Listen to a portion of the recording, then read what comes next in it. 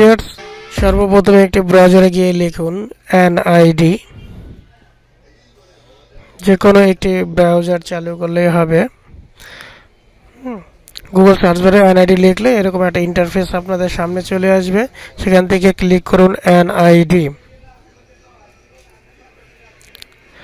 তো এরপরে আপনি এই যে আবেদন করুন এই অপশনে ক্লিক করুন। এরপরে আপনার ইংরেজি পুরো নামটা দিবেন সম্পূর্ণ বড় হাতের অক্ষরে। হ্যাঁ, অন্য কোনো নাম দিবেন না। আপনার NID জন্ম নিবন্ধনে ঠিক যেভাবে লেখা আছে ঠিক সেভাবে পূরণ করবেন। আমি যেই ভাইয়ের আবেদনটি করতেছি সেই ভাইয়ের নাম হচ্ছে জুবায়ের হোসেন।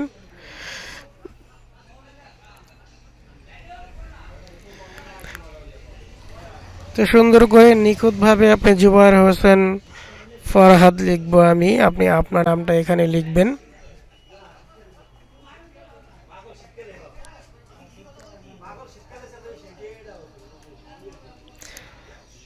তো লেখার পরে জন্ম তারিখটা দিয়ে দিবেন এখানে।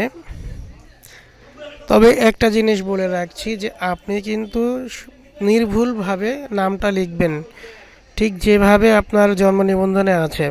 এরপরে যে নিচের ক্যাপচারটা একটা ঝাপসা কালার একটা লেখা আছে এইটা পূরণ করে দিবেন।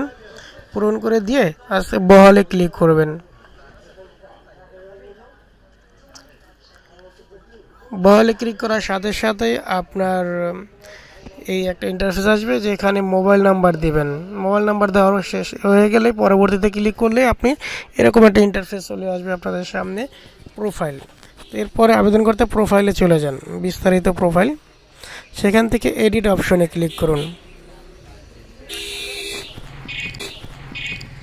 এরপরে বাংলায় আপনি আপনার নামটি দিয়ে দেন, তবে খুব সতর্কতাভাবে দিবেন যেন কোনো ভুল না হয়।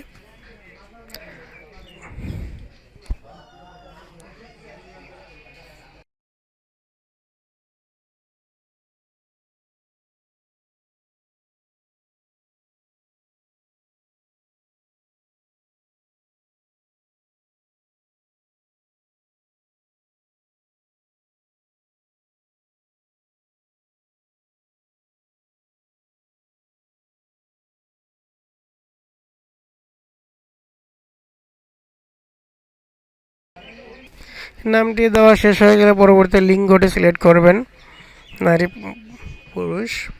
এরপর রক্তের গ্রুপ দিতে হবে, ঠিক আছে। এটা কিন্তু মাস্ট বি আপনাকে দিতেই হবে।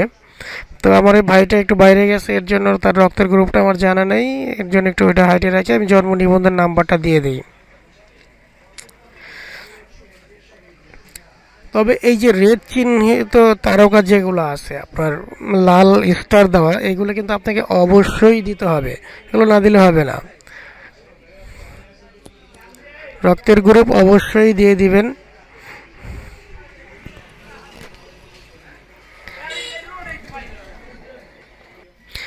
এরপরে জন্মস্থান জন্মস্থানটি নির্বাচন করুন।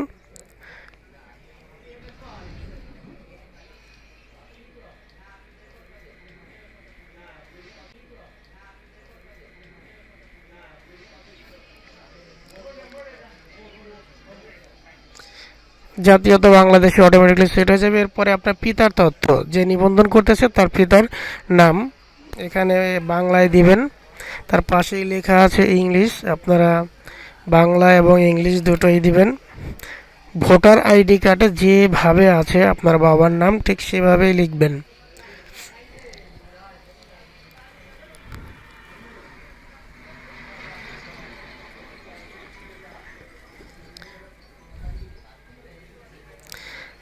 তারপরে পিতার NID কার্ডের নাম্বারটা দিয়ে দিবেন এখানে, পিতার NID কার্ডের নাম্বার।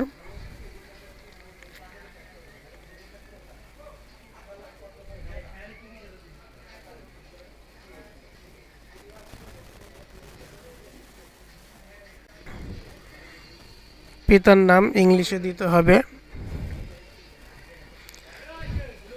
পিতার নাম ইংলিশে সুন্দর করে লিখে দিন এখানে।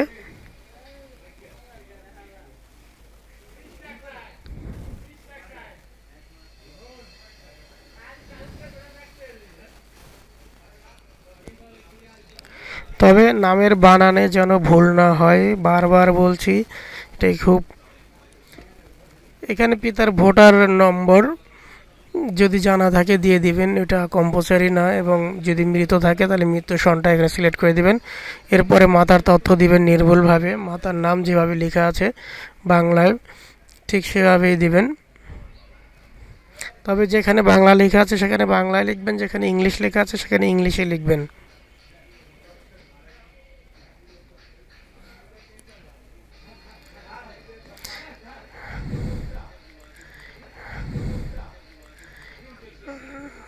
নাসিমা বেগম।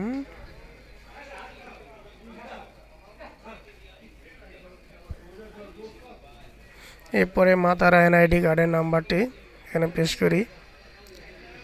ভিউয়ার্স, বলে রাখছি আমার ভিডিওটি একটু মানে বড় হলেও আমি কিন্তু পারফেক্টভাবে একদম নিখুঁতভাবে কাজটি করার চেষ্টা করতেছি যেন আপনারা বুঝেন। কারণ ভিডিওর কোয়ালিটির যদি রক্ষা করতে চাই, স্পিড যদি রক্ষা করতে চাই, সেক্ষেত্রে কিন্তু আপনার অনেক কিছু বুঝবেন না। এর জন্য আমি স্টেপ বাই স্টেপ একবারে নিখুঁতভাবে খুব স্লোভাবে আমি আপনাদের বোঝানোর চেষ্টা করতেছি। তো এখানে ইংরেজিতে মাতার নামটা লিখেন, ঠিক NID কার্ডে যেভাবে লেখা আছে ঠিক সেভাবে।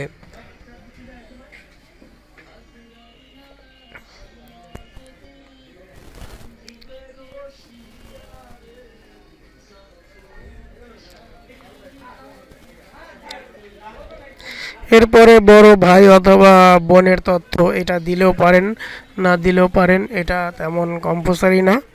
এরপরে বৈবাহিক অবস্থা, আপনি বিবাহিত হলে বিবাহিত দিবেন এবং অবিবাহিত হলে অবিবাহিত দিয়ে দিবেন। তো আমার লোক অবিবাহিত, এর জন্য অবিবাহিত দিয়ে দিলাম। বিবাহিত হলে আপনার এখানে প্রথম স্ত্রীর নাম বিস্তারিত, দ্বিতীয় স্ত্রী, তৃতীয় স্ত্রী, চতুর্থ স্ত্রী ইত্যাদি দিয়ে দিবেন। অতঃপর এরপরে আপনি পরবর্তীতে এই যে এখানে অন্যান্য তথ্য আছে, এখানে ক্লিক করবেন।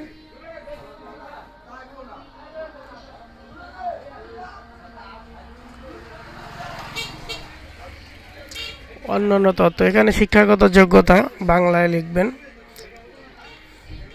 আপনি যেই শ্রেণী আপনি সিলেক্ট করবেন আপনার সেই শ্রেণীর কিন্তু ডকুমেন্ট লাগবে, ঠিক আছে? এইটাই সিলেক্ট করার সময় এটা খুবই করবেন। আর পেশা দিয়ে আপনি যা করেন যে কোনো একটা দিলেই হবে। এরপরে অক্ষমতা, অসক্ষমতা, এটা হচ্ছে আপনি কি দৃষ্টি প্রতিবন্ধী, শারীরিক প্রতিবন্ধী, কোনো সমস্যা থাকলে সেই সমস্যার কথা সিলেক্ট করে দিবেন। এরপরে জন মানে শনাক্তকরণ চিহ্ন, কোনো যদি আপনার কোনো চিহ্ন থাকে সেটা আপনি দিয়ে দিবেন, ওখানে নো দিবেন। 3 নম্বর যদি থাকে, ড্রাইভিং লাইসেন্স যদি থাকে দিয়ে দিবেন। এবং ধর্ম, এটা ইম্পোসারি, এটা আপনাকে দিতেই হবে ধর্মটা, এটা আপনার না দিলে হবে না। এরপরে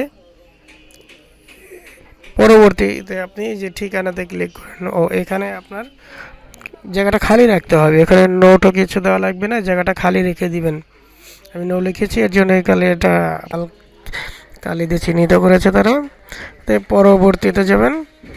পরবর্তীতে এর আগে আপনার এই যেখানে আর একটা আছে, এই ঠিকানার অবস্থানরত দেশের নাম, এখানে বর্তমান ঠিকানা মানে ভোটার আপনি কোন এলাকায় হতে চান, এটা কিন্তু খুব ইম্পর্ট্যান্ট যে আপনি ভোটার ঠিকানা কোথায় ভোটার হতে চান, স্থায়ী ঠিকানা না সে ঠিকানা। তো আমি স্থায়ী ঠিকানায় বর্তমান ঠিকানা দিয়ে দিব, কারণ ওনার বর্তমান স্থায়ী একই ঠিকানা। তো সুন্দর করে এগুলো একটা পর একটা সিলেক্ট করে দিবেন। তো এখানে আপনি সিটি অথবা সিটি কর্পোরেশন হতে থাকলে সিটি কর্পোরেশন, ইউনিয়নে ওয়ার্ড নাম্বার দিয়ে দেবেন এখানে।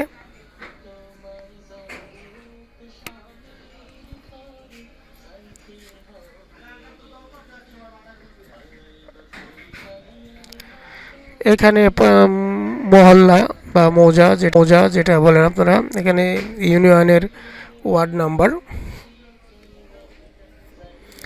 নাম্বারটা দিয়ে দেবেন এখানে।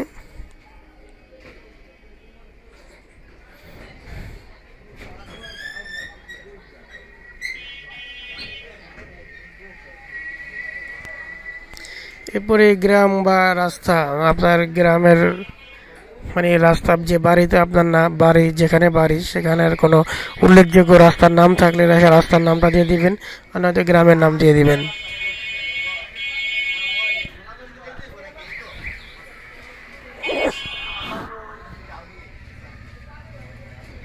বাসার হোল্ডিং নাম্বার, এটা কিন্তু আপনাকে অবশ্যই দিতে হবে। বাসার হোল্ডিং নাম্বার, পোস্ট অফিস বাংলায় আপনার এখানে সিলেক্ট করাই থাকবে, আপনি সেখানে দিয়ে দিবেন। এটা সিলেক্ট করে দিয়ে দিবেন এখানে নিচে থেকে। আপনার পোস্ট কোডটা অটোমেটিকলি সেভ হয়ে যাবে, ওটা আপনার আলাদা এডিট করতে হবে না। এখান থেকে শুধু পোস্ট অফিসটা সিলেক্ট করে দিন, পোস্ট অফিস কোনটা।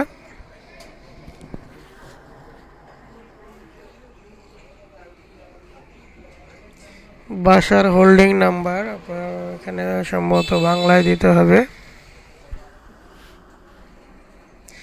এরপরে আপনার এখানে কোনো কাগজপাতি নাম্বার লাগবে না, এটা সেটাই দিয়েছে এখানে যে কাগজপত্র প্রয়োজন নেই।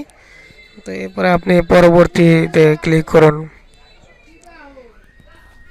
পরবর্তীতে ক্লিক করার সাথে সাথে এটা আপনি নিশ্চিত করুন এই অপশনটি যে আপনি সাবমিট করবেন কিনা, না পিছনে দেখবেন। এর সাবমিট করে ফেললে কিন্তু আর পিছনে আপনি দেখতে পারবেন না।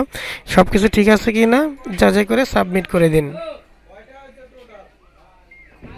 সাবমিট করার সাথে সাথে আপনার প্রোফাইল ক্রিয়েট করা হয়ে যাবে এবং ফর্ম ফিল আপ করা হয়ে যাবে। এরপরে এখানে ডাউনলোড চিহ্নটা এই আছে, এখানে থেকে ডাউনলোড করুন। আবেদন ফর্মটি এখান থেকে ডাউনলোড করবেন, ডাউনলোড করে সেটা একটি প্রিন্ট করে নিয়ে যাবেন আপনার স্থানীয় নির্বাচন কাউন্সিলর কার্যালয়। সেখান থেকে আপনাকে, তবে এর সাথে যে সকল ডকুমেন্টগুলো লাগবে সেগুলো অবশ্যই আপনি সত্যায়িত করে নেবেন। জন্ম নিবন্ধন, চেয়ারম্যানের সার্টিফিকেট, যেটা আমরা নাগরিক সনদ বলে থাকি, সেগুলো যুক্ত করে আপনি আপনার স্থানীয় কাউন্সিল অফিসে এগুলো নিয়ে যাবেন।